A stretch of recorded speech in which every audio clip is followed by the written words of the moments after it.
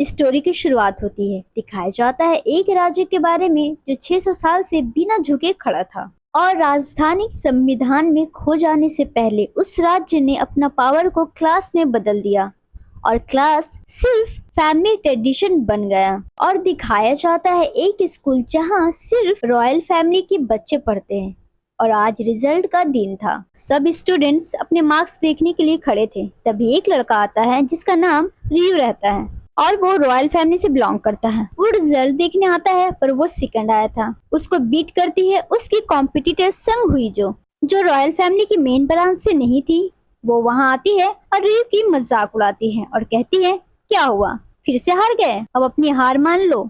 ये सुनकर उसको गुस्सा आ जाता है और उसको कहता है, अपनी जगह मत भूलो, तुम तो रॉयल ब्लड की भी नहीं हो। वो उसको बहुत प्यार से धमका के चले जाती है। लेकिन ये बात उसको बहुत चुभती थी क्योंकि सब उसको नौकरों की तरह ट्रीट करते थे, जैसे उसकी कोई पहचान ही ना हो। इसका झलक हम लोगों को तब दिखता है जब प्रिंसिपल ऑफिस में थी और प्रिंसिपल उसको फर्स्ट आने की खुशी में एक क्राफ्टेड बॉल देता है, जैसे वो कह रहा है, जितनी भी कोशिश कर लो तुम्हारी जगह यही है। वो मुस्कुराते हुए ले लेती है और बाहर जाकर फेंक देती है। उसके बाद कहानी कुछ साल आगे बढ़ जाती है और संग हुई जू एक कंपनी की ओनर बन जाती है और वो सब मैनेजर के ऊपर गुस्सा कर रही होती है क्योंकि उसकी कंपनी की सेल कम हो गई थी और उसका रैंक सेकंड में आ गया था। और कहती है, आज किंग के बर्थडे में जाना है तो तैयार रहना, मैं कुछ नया करूंगी तो आर्टिकल लिखने के लिए रेडी रहना। अगली सीन में प्रिंस यान अपने रूम में रहता है। तभी वहाँ उसका मैनेजर आ जाता है। प्रिंस यान उसको कहता है, शिकार करके अब नींद आ रही है। उसका मैनेजर परेशान हो जाता है और कहता है, अभी सोने मत जाइए, आज किंग का बर्थडे है, उसकी पार्टी में भी जाना है। लेकिन वो सुनता नहीं है और चला जाता है। बर्थडे पार्टी में सब बड़े बड़े लोग आते हैं अपनी महंगी गाड़ियों में और वहाँ बहुत सारे रिपोर्टर रहते हैं। तभी वहाँ संग हुई जो आ जाती है, एक रेड ड्रेस पहनकर, और फोटोग्राफर्स को अच्छी अच्छी पोज दे रही थी और सारे फोटोज उसके मैनेजर्स अच्छा सा आर्टिकल्स लिखकर सोशल मीडिया में पोस्ट कर रहे हैं और उसको प्रमोट कर रहे थे। अंदर जाकर संग हुई जो अकेली खड़ी थी। तभी उसके पास 3 लड़कियां आती हैं और उसके बारे में कहती है और उसका मजाक बनाती है। ये सुनकर संग हुई जो गुस्सा हो जाती है और क्लास तोड़ देती है और उन लोगों की तरफ इशारा करती है। वो तीनों वहाँ से चली जाती है। तभी वहाँ रियो आ जाता है और उसको टोंट मारता है, सुना है तुम्हारा सेल डाउन हो गया है। वो कहती है, मेरे पास तुम्हारे जितने पैसे नहीं है प्रमोट करने के लिए, तब भी मैं तुमसे जीत गई। फिर उसको वो वही रॉयल ब्लड वाली बात कहता है। वो गुस्सा हो जाती है और उसका टाई पकड़कर टाइट कर देती है, जिसकी वजह से वो घुटन महसूस करने लगता है और कहती है, दोबारा मत कहना। उसके बाद दोनों बैंक्वेट में चले जाते हैं जहाँ सब बड़े बड़े लोग थे और किंग भी था।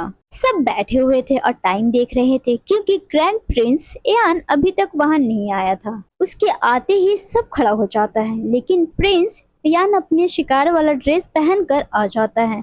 इसकी वजह से किंग की माँ, जिसे सब मदर क्वीन कहते हैं, गुस्सा हो जाती है। इस पर प्रिंस एयान कहता है, आप मुझे बाद में डांट लेना, अभी पार्टी में फोकस करते हैं, और अपनी सीट में जाकर बैठ जाता है जो किंग के पास था। किंग अभी छोटा था, वो सिर्फ 8 साल का था और प्रिंस यान उसका चाचा था। किंग यान को देखकर बहुत खुश हो जाता है क्योंकि दोनों बहुत क्लोज थे। पार्टी के बाद संग हुई जो लॉन में रहती है। तभी वहाँ प्राइम मिनिस्टर मीन वहाँ आता है। संग हुई जो को देखकर उसके पास जाता है। संग हुई जो उसको देखकर कहती है, क्या बात है, आज आपने पूरा पिंक ड्रेस पहनी है। वो कहता है, कैबिनेट के लोग मेरा सर उड़ा देते अगर मैं ऑफिस वाला ड्रेस पहनकर आ जाता। मीन पूछता है, कहाँ थी तुम इतनी देर से, मैं तुम्हें खोज रहा था। वो कहती है, एकदम पीछे बैठी हुई थी, तुम तो फ्रंट रो में बैठे हुए थे, तो मजा आ रहा होगा आगे बैठने में। वो कहता है, इतना बोरिंग था कि मुझे नींद आ रहा था, एकदम टॉर्चर था। मीन कहता है, लेकिन तुम तो कमाल कर रही हो, जिस तरह तुम बिजनेस चला रही हो, रियो तो 1 साल में ही फेल हो गया था। वो कहती है, बस करो, उससे मेरी बराबरी तो मत करो।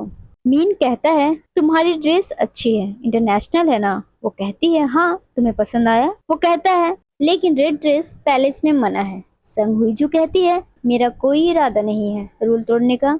मीन कहता है, लेकिन ध्यान रखना, ये सब चीजें कंट्रोवर्सी बन जाती है। वो कहती है, छोटी सी कंट्रोवर्सी में कोई बुराई नहीं है, वैसे भी संग हुईजू को कौन जानता है, वो सिर्फ मुझे CEO ऑफ ब्यूटी कैसल के नाम से जानते हैं क्योंकि मैं उन लोगों के लिए इम्पोर्टेंट ही नहीं हूँ। तभी वहाँ चॉय ह्यूंग आ जाता है और मिन के कान में कुछ कहता है और मिन वहाँ से चला जाता है। दूसरी तरफ प्रिंस इयान अकेले कैसल में खड़ा रहता है। तभी वहाँ मीन आ जाता है। वो उसको पास बुलाता है। मीन कहता है, मैंने कितनी बार कहा है आपको अकेले मत रहा करो।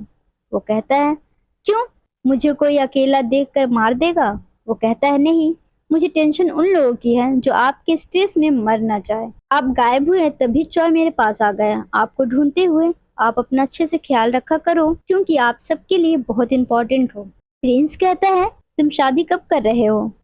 वो कहता है, अचानक से ये सवाल? वो कहता है, महल की आधी लड़कियां जो बैंक्वेट में थी तुम्हें ही देख रही थी। वो कहता है, अब ये क्या कह रहे हो? फिर प्रिंस कहता है, आधी नहीं, आधी से कम देख रही थी तुमको, बाकी मुझे देख रही थी। वो कहता है, अच्छा तो कंपटीशन कम करना चाहते हो मेरी शादी करवा कर? वो कहता है, नहीं, इसका अपोजिट। ये सुनकर मीन कंफ्यूज हो जाता है। प्रिंस यान कहता है, शायद मेरी शादी जल्द हो जाएगी।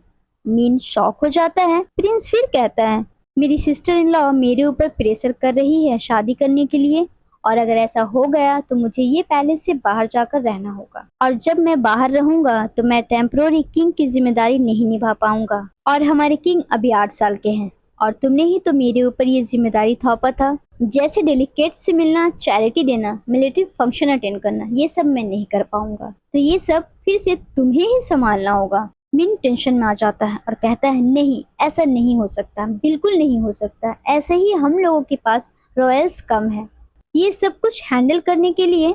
इस पर प्रिंस कहता है, तो ब्लॉक करो। वो कहता है, क्या? प्रिंस कहता है, अपना वीटो पावर का इस्तेमाल करो। रॉयल फैमिली की शादी करने के लिए कैबिनेट की मंजूरी चाहिए होती है रॉयल फैमिली एक्ट के मुताबिक। प्रिंस वहां से चला जाता है। मीन वहीं खड़ा रहता है और कहता है, ये सब तो पहले भी बोल सकता था, मेरी हालत खराब करने के बाद क्यों कहा? दूसरी तरफ संग हुई जो नेटवर्क तलाश करते करते पैलेस के अंदर आ गई थी। तभी वहाँ प्रिंस यान आ जाता है और पूछता है, कौन है वहाँ? वो कुछ नहीं कहती, बस खड़ी रहती है। यान उससे उसका नाम पूछता है। वो नाम बताती है। फिर यान उससे काम का पूछता है। वो कहती है, मैं यहाँ काम नहीं करती। वो कहता है, कोई बाहर वाला यहाँ क्या कर रहा है? ये जगह पब्लिक के लिए ओपन नहीं है। मैं 3 तक गिनूंगा, अगर तुम यहाँ से चली गई तो मैं इसको नज़रअंदाज कर दूंगा। वो कहती है, सच में? यान कहता है, अपने जूनियर के लिए इतना तो कर ही सकता हूँ। फिर गिनती स्टार्ट कर देता है। तभी एक धमाके की आवाज आती है। प्रिंस यान उसको रुकने बोलता है और वहां से चला जाता है। जब वो बैंक्वेट के पास जाता है तो देखता है बैंक्वेट में आग लगी हुई थी।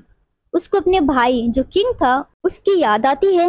वो भी ऐसे ही आग की वजह से उसकी मौत हो गई थी। तभी वहाँ मदर क्वीन आ जाती है और उसको थप्पड़ मार देती है और कहती है, तुम और भी किंग का मौत देखना चाहते हो? तभी किंग उसको आवाज देता है और वो भागते हुए उसके पास जाती है। अगले सीन में मीन पैलेस से निकल रहा होता है अपने ऑफिसर के साथ और कहता है, मीडिया कंट्रोल करो, कोई भी अफवाह नहीं फैलनी चाहिए, और वहां से चला जाता है। संग हुई जो भी पैलेस से बाहर आती है, उसकी असिस्टेंट वहीं खड़ी रहती है। वो कहती है, इतना लेट क्या कर रही थी? वो कहती है, अंदर आग लगी थी।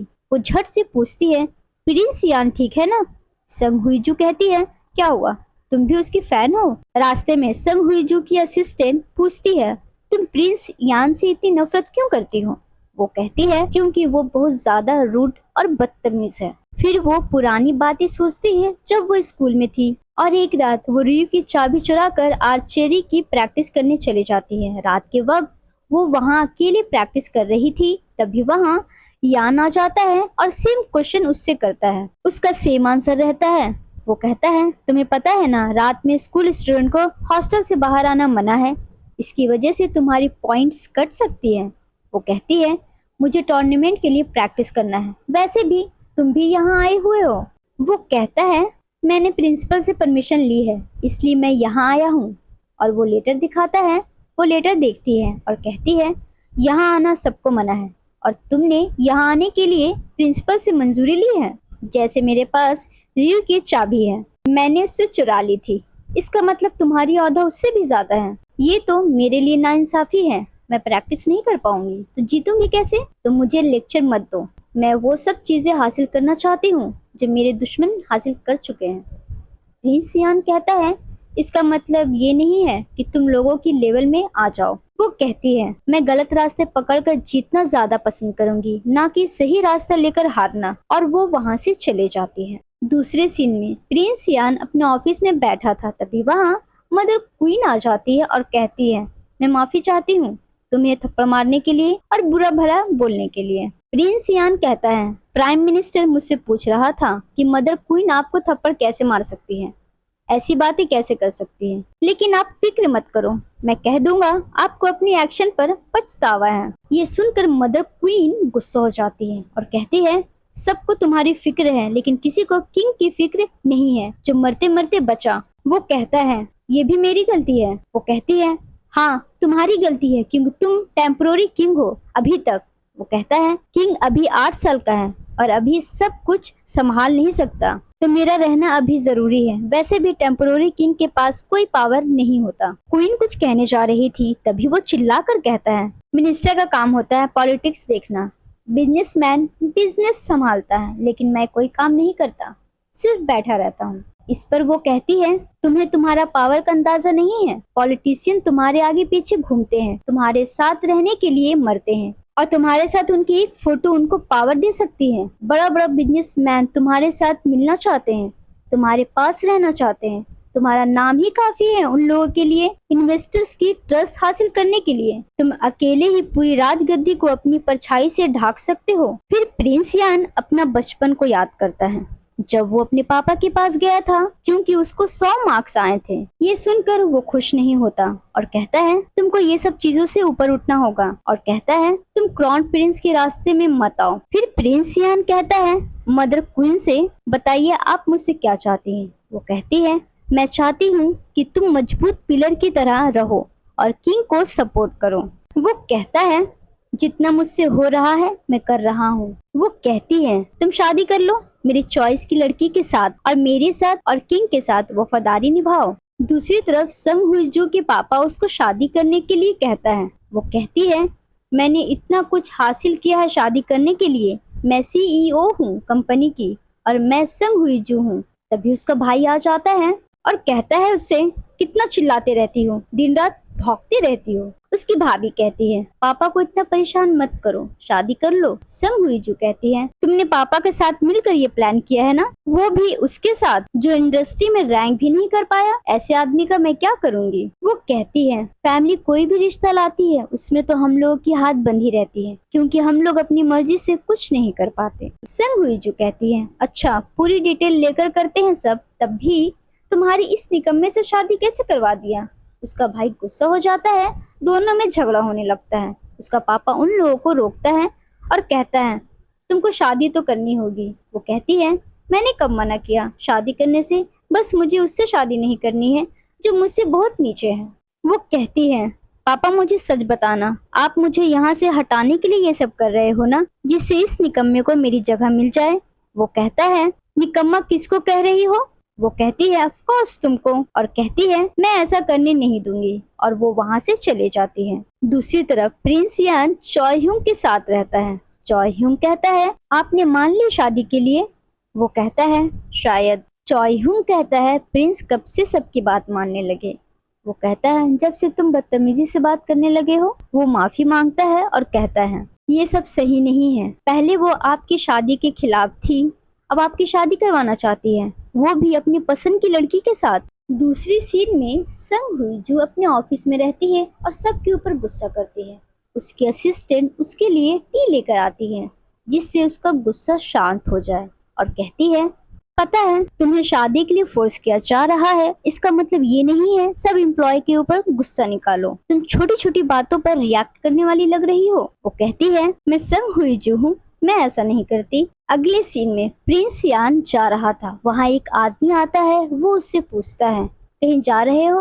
वो कहता है, मैं कुछ दिनों के लिए छुट्टी में जा रहा हूँ, मेरे प्राइवेट घर में। कहता है, तुम्हारे जाने के बाद यहाँ की देखभाल कौन करेगा, किंग की हिफाजत कौन करेगा। प्रिंस यान कहता है, मेरे जाने के बाद शायद तुम रहोगे, और हंसने लगता है। उसके बाद कहता है, मदर क्वीन को मेरे बारे में बता देना, मेरी छुट्टी के बारे में। मैं इतना खुश था कि मैं उसे बताना भूल गया और वो वहाँ से चला जाता है। अगले सीन में वो आदमी मदर क्वीन के पास रहता है। वो कहती है उससे, किंग की बर्थडे के दिन प्रिंस यान लेट में आया और वो हंटिंग वाली ड्रेस पहन कर आया। उसके बाद आग लग गई। उसके बाद कहने जा रही थी ये सब यान ने किया है, लेकिन वो आदमी उसको बीच में रोक देता है। क्वीन मदर आगे कहती है, किसी की हिम्मत नहीं होती उसके खिलाफ कोई बोले या कोई बात करे। वो आदमी कहता है उसको यहाँ सब पसंद करता है। प्रिंस अपना भाई और बाप को खोने के बाद भी वो अपना नीफ्यू के टेम्पोररी किंग बना हुआ है और क्राउन को बचा रहा है। क्वीन मदर कहती है, यही तो प्रॉब्लम है, किंग अभी छोटा बच्चा है, इसलिए अगर कोई कंपेयर करेगा तो डिफरेंट साफ दिखेगा दोनों के बीच। अगले सीन में संग हुई जो लड़कों की प्रोफाइल देख रही थी शादी के लिए और उसे कोई भी पसंद नहीं आ रहा था। वो मिस टू को फोन करती है और कहती है, तुम्हारी पसंद भी सेम है पापा की तरह।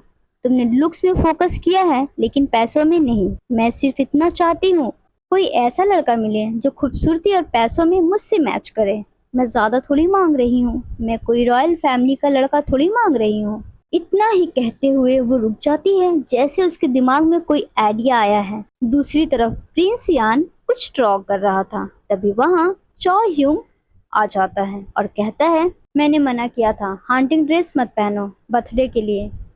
और वो उसको न्यूज़ दिखाता है। प्रिंस यान इग्नोर कर देता है। उसके बाद चॉ ह्यूंग कहता है, पब्लिक ऑफिस अफेयर में आपके खिलाफ आवाज उठा रही है। वो पूछता है, पब्लिक का रिएक्शन? वो कहता है, वो तो और गुस्से में है। फिर प्रिंस यान पूछता है, आग वाली खबर कहीं छपी है? वो कहता है, नहीं। प्रिंस यान कहता है, तो फिर से एक बार मेरा निकनेम ट्रेंड करेगा। उसके बाद उसका न्यूज सब जगह ट्रेंड कर रही होती है और सब कहते हैं सिर्फ एक ड्रेस के लिए उसके खिलाफ कैसे बोल सकते हैं। मिस टू संग हुईजू के पास जाती है। वो भी वही न्यूज देख रही थी। मिस टू कहती है, ये बंदा का अलग ही हाइप है, लेकिन वो उसकी बात नहीं सुन रही थी। वो अपने ही ख्यालों में थी। ये देखकर मिस टू उससे पूछती है, तुम्हारे प्रिंस यान के बारे में क्या सोचती हो? वो कहती है, ये बहुत अच्छा है। वो कंफ्यूज हो जाती है। दूसरी तरफ प्रिंस यान अपने घर में बैठकर शांति से बुक पढ़ रहा था। तभी चॉ ह्यूंग वहां आ जाता है और बकना स्टार्ट कर देता है, आप इतना आराम से कैसे बैठ सकते हैं? सबको जवाब क्यों नहीं दे रहे हैं? माना कि आपका कपड़ा गलत था बैंक्वेट के लिए, इसका मतलब ये नहीं है कि इतनी बड़ी इशू हो जाए। आपका शिकार वाला ड्रेस रॉयल ड्रेस से काफी अच्छी थी। और वो बकते जाता है, जिससे प्रिंस यान परेशान हो जाता है और चुप रहने को कहता है। दूसरी तरफ मिस टू और संग हुईजू के बीच में बहस चल रही थी। वो कह रही थी, आपका ये आइडिया है? आप पी हुई हो क्या? वो कहती है, नहीं। और इसमें गलत क्या है? वो कहती है, आपको हो क्या गया है? आप प्रिंस यान से शादी करने के बारे में सोच भी कैसे सकती हैं? वो कहती है, तुम ही बताओ कितने लोग हैं जो मेरे बराबर खूबसूरत, अक्लमंद और अमीर है? ऐसा मैच और कहाँ मिलेगा? वो कहती है, इसके बारे में आप किसी और से बात तो नहीं की? वो कहती है, नहीं, तुम पहली हो। फिर संग हुई जो कहती है, क्या मैं रिक्वेस्ट भेजूं रॉयल ऑडियंस के लिए? वो ये सुनकर टेंशन में आ जाती है। चॉ ह्यूंग प्रिंस यान से कहता है, बहुत कोई आपसे मिलने के लिए रिक्वेस्ट की है, इसमें संग हुई जू भी है। वो कहता है, कौन संग हुई जू? चॉ ह्यूंग कहता है, कैसल ब्यूटी की सीईओ, और उसकी रिक्वेस्ट रिजेक्ट कर देता है। ये देखकर वो गुस्सा हो जाती है। मिस टू कहती है, उससे मिलना आसान नहीं है, बिजी होगा। वो कहती है, मैं क्या फ्री हूँ, मैं भी बहुत बिजी रहती हूँ। दूसरी तरफ मदर क्वीन के पास एक नौकरानी आती है। वो पूछती है, प्रिंस यान का कोई खबर? वो कहती है, नहीं, उसने तो किसी से भी मिलने से मना कर दिया है। मदर क्वीन कहती है, तो तुम ये दिखाना चाहते हो तुमको ये सब चीजों से फर्क नहीं पड़ता। दूसरी तरफ प्रिंस यान शांत होकर बुक पढ़ रहा होता है, लेकिन चॉ ह्यूंग एकदम परेशान था। वो कहता है, खाना मंगा कर खा क्यों नहीं रहे हो? वो कहता है, तुम खा लो। वो खुश हो जाता है और कहता है, मेरी कितनी फिक्र है आपको, और खाने लगता है।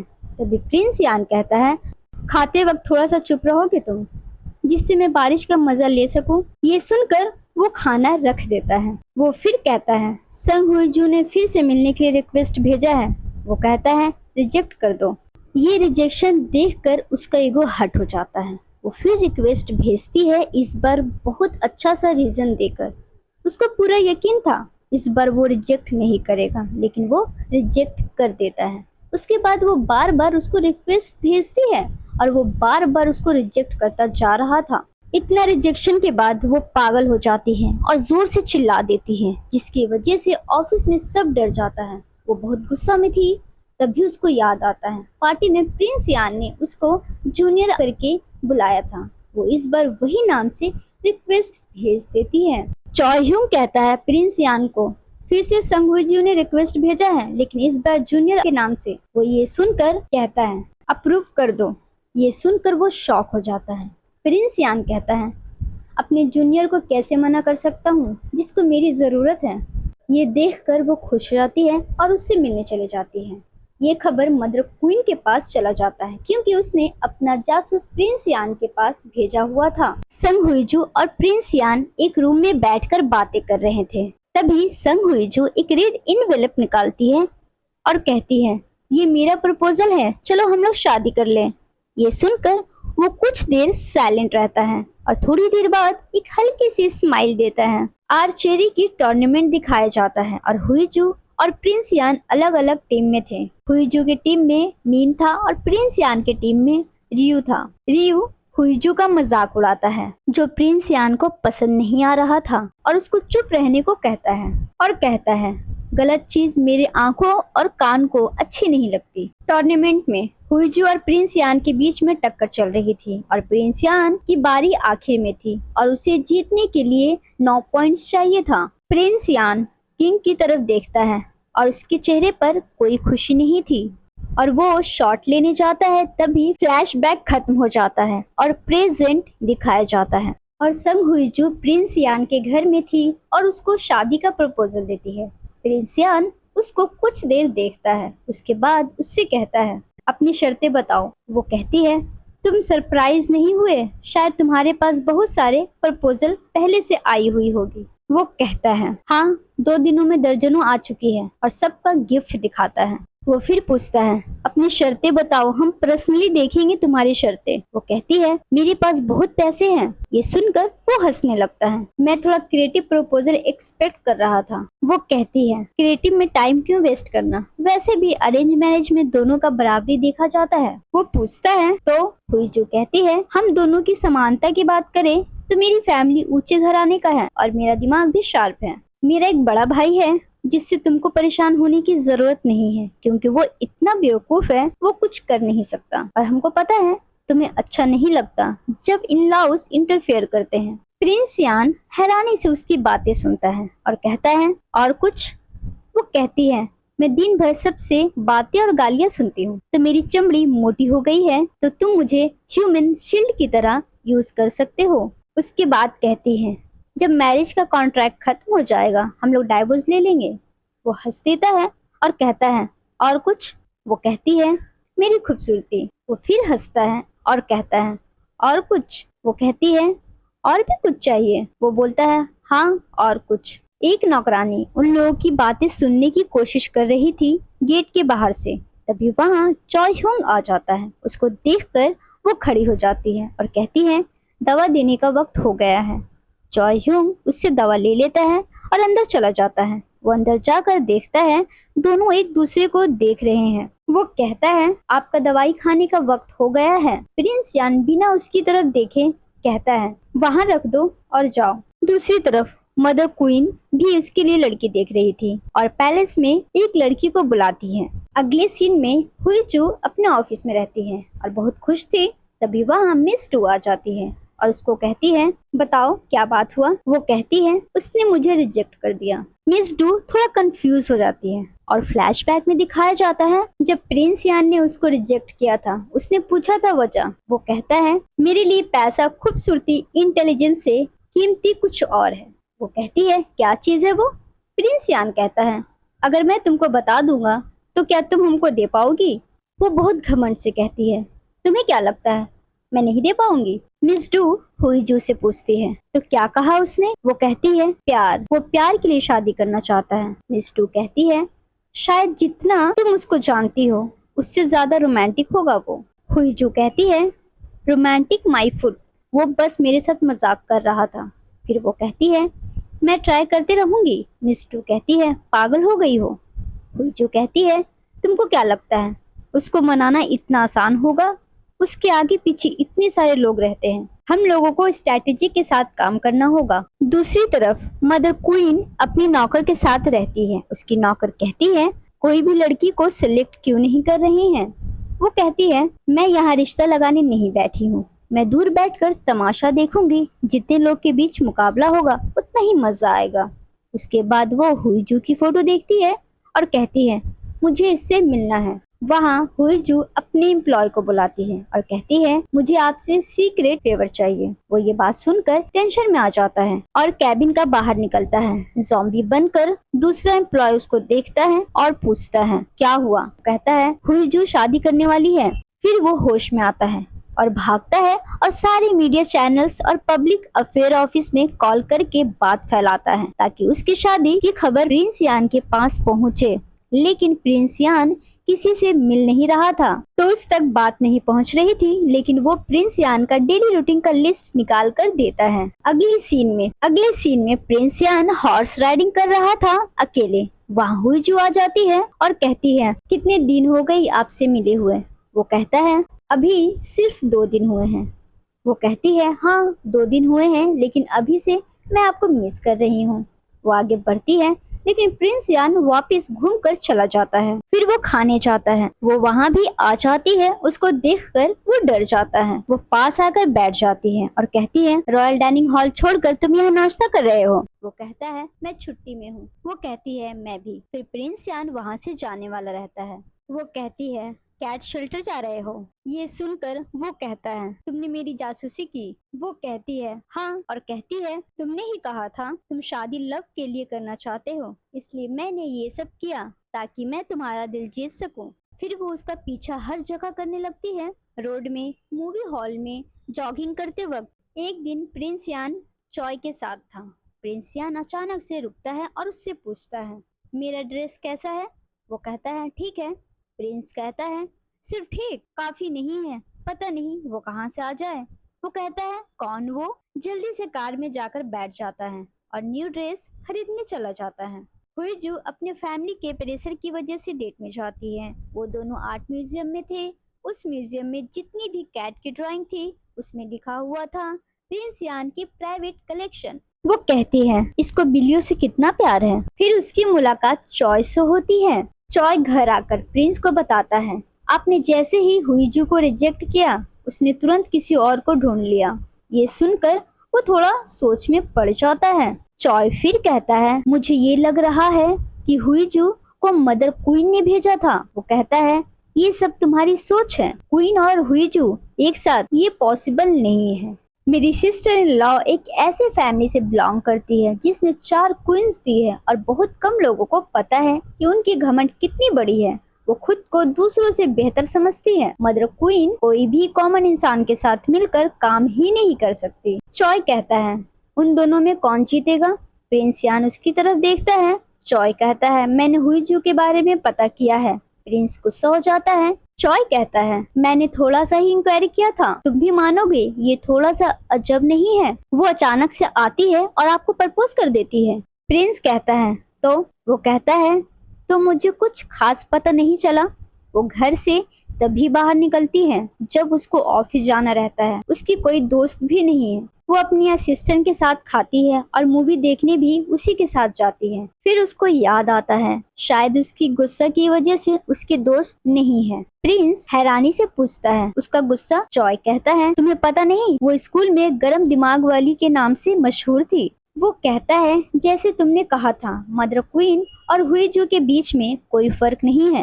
तो मैं सोच रहा था, अगर मदर क्वीन की औहदा हटा दे तो मजे का टक्कर होगा। ये बोलते बोलते वो ज्यादा जज्बाती हो जाता है। प्रिंस यान उसको देख रहा था। चॉय उसको देखता है, माफी मांगता है और वहां से चला जाता है। दूसरी तरफ मदर क्वीन सोच रही थी।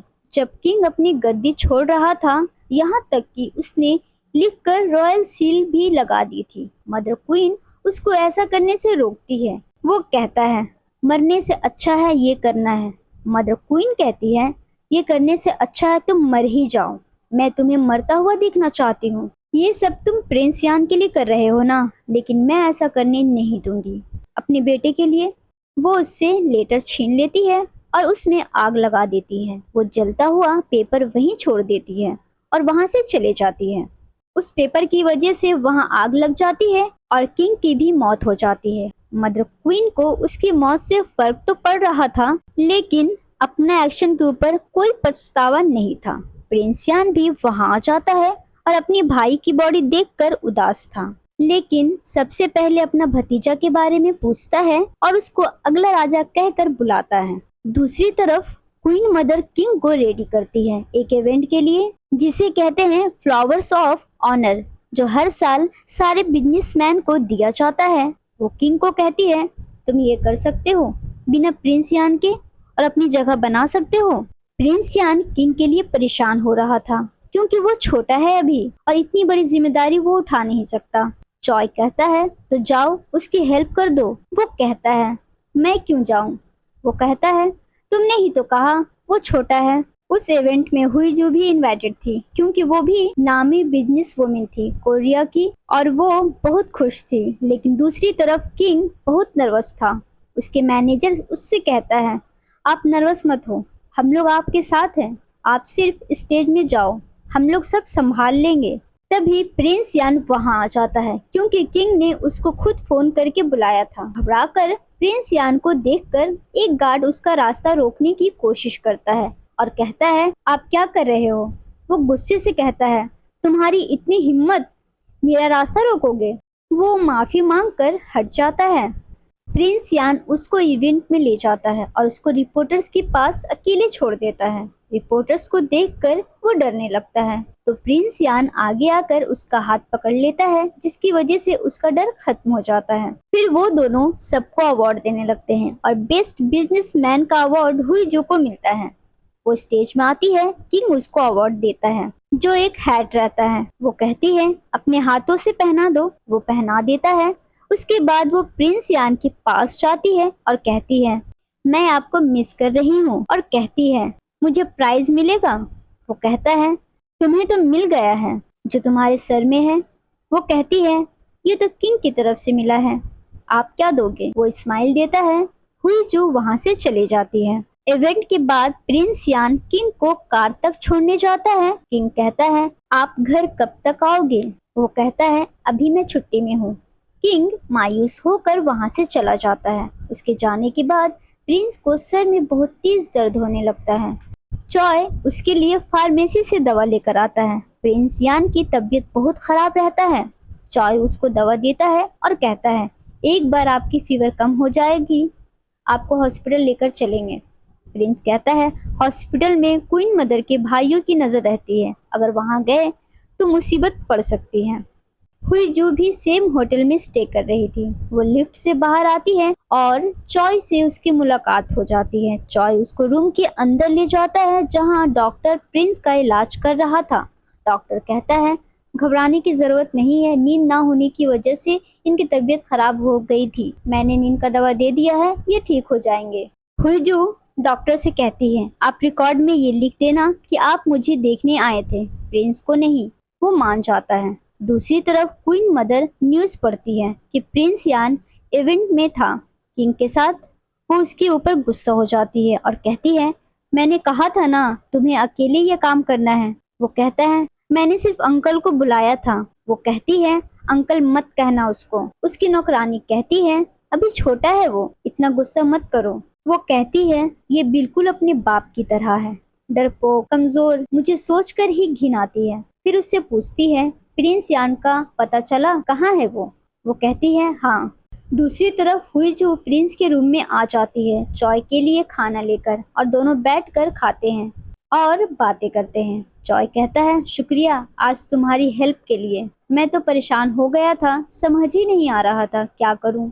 वो कहती है, तुम हॉस्पिटल क्यों नहीं लेकर चले गए? वो कहता है, अगर हॉस्पिटल ले जाता तो न्यूज़ बन जाता और मीडिया रिपोर्टर्स वहां पहुंच जाते, जिससे मुसीबत और बढ़ जाती। तभी चॉय के पास मैसेज आता है कि क्वीन मदर वहां आ रही है। चॉय घबराकर हुई जू को वहां से ले जाता है और छुपा देता है। क्वीन मदर आती है और सीधे उसके रूम में चले जाती है। प्रिंस यान कहता है, इनसे कह दो मैं अभी सही कपड़ों में नहीं हूँ, मेरा बाहर वेट करे। वो गुस्से से बाहर निकलती है। हॉल में उसकी नज़र खाना और लेडीज पर्स में पड़ती है।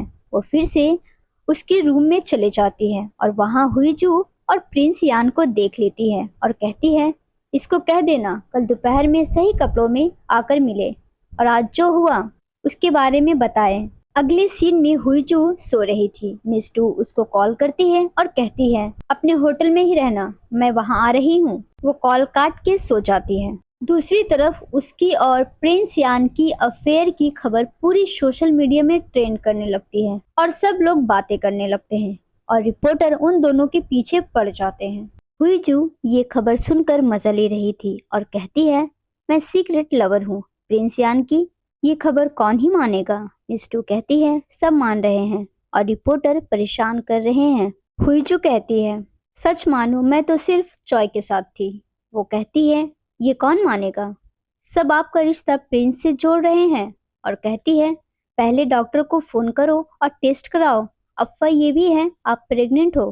क्वीन के पास उसकी नौकरानी आती है और कहती है, आपने जो किया है उससे किंग की गद्दी की बदनामी नहीं होगी। वो कहती है, बिल्कुल होगी और रॉयल फैमिली की इज्जत मिट्टी में मिल जाएगी। उसके बाद मैं इस औरत के ऊपर तलवार रख कर नई इतिहास बनाऊंगी। दूसरी तरफ मिस टू अभी भी हुईजू को बातें सुना रही थी और कह रही थी, तुम अभी भी ये सब सीरियस नहीं ले रही हो, तुम्हें पता नहीं है प्रिंस यान सब लोगों के लिए क्या है। तुम्हें याद नहीं जब तुमने एक आइडल स्टार के साथ डेट किया था और जब इसके बारे में सबको पता चला था सब तुम्हारे पीछे पड़ गए थे, तुम्हें टॉर्चर करने लगे थे, यहाँ तक कि तुम्हारा घर का बेल भी बजाकर भाग रहे थे। हुईजू कहती है, प्रिंस यान कौन सा आइडल स्टार है। मिस टू कहती है, ये तो और खराब है, आइडल स्टार का सिर्फ एक फैन बेस होता है लेकिन प्रिंस यान के फैन पूरी कंट्री है। वो कहती है, मैं कौन सा प्यार करती हूँ उससे। वो गुस्सा हो जाती है।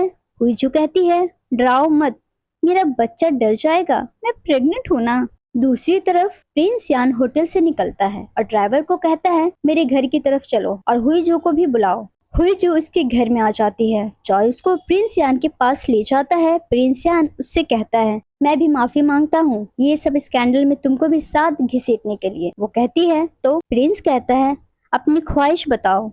वो कहती है, दे पाओगे। प्रिंस कहता है, तुम्हें क्या लगता है। वो कहती है, मेरी ख्वाहिश आम नहीं है और अपना इन्वेलप खोलती है जिसमें वो अवार्ड था और कहती है, ये याद है। और फ्लैशबैक में दिखाया जाता है प्रिंस यान आर्चरी की लास्ट शूट ले रहा था और उसने 7 पॉइंट स्कोर किया। उसके बाद वो किंग की तरफ देखता है। ये देखकर हुईजू समझ जाती है और फ्लैशबैक खत्म हो जाता है और हुईजू कहती है, मुझे खराब लगता है जब मैं उससे हार जाती हूँ जिससे मैं आराम से जीत सकती हूँ।